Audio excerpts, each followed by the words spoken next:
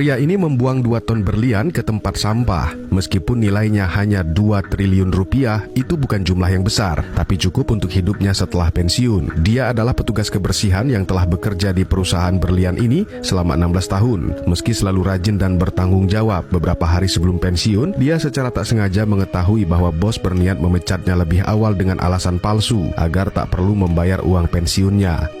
Bos tidak tahu harga yang harus dia bayar demi menghemat beberapa ratus dolar uang pensiun setiap bulan. Sebagai satu-satunya petugas kebersihan di perusahaan itu selama 16 tahun, pria itu mengenal betul setiap ruangan, setiap sudut, bahkan setiap karyawan, kecuali brankas berlian. Lagi pula siapa yang akan curiga pada seorang tukang bersih-bersih, apalagi yang sudah tua dan akan pensiun, merencanakan untuk mengosongkan seluruh brankas. Tantangan terbesarnya adalah mendapatkan kode akses brankas. Untungnya ada satu orang malang lain di perusahaan itu, namanya Laura. Dia adalah karyawan paling rajin dan paling kompeten, kandidat kuat untuk menjadi manajer. Saingannya adalah anak bos sendiri. Laura bukan hanya pasti kalah, tapi juga dipecat demi menghilangkan ancaman bagi anak bos. Laura tidak menolak tawaran si pria. Bagi dia mendapatkan kode akses brankas bukan hal mudah. Namun setelah itu, dia bisa mendapat setengah dari berlian senilai 2 triliun tanpa perlu repot-repot. Pria itu bilang akan menyembunyikan berlian di dalam gelas, menjelaskan cara menyelundupkannya keluar agar dia merasa tenang. Kerugian kecil itu bisa diserap perusahaan dengan mudah. Mereka bahkan mungkin tidak akan menyadarinya. Tapi di hari pelaksanaan tidak sesuai harapan. Ketika Laura tahu perusahaan telah memasang kamera pengawas, dia memutuskan mundur. Laura memberitahunya bahwa ada 8 kamera pengawas, tapi karena keterbatasan sistem, hanya 4 yang aktif dalam satu waktu. Setiap 60 detik, sistem akan beralih ke 4 kamera lainnya. Untungnya hanya 1 kamera yang menghadap ke brankas. Itu berarti si pria punya waktu 60 detik untuk menyusuri koridor sepanjang 100 meter, memasukkan kode rumit, membuka pintu berat, lalu menutupnya lagi.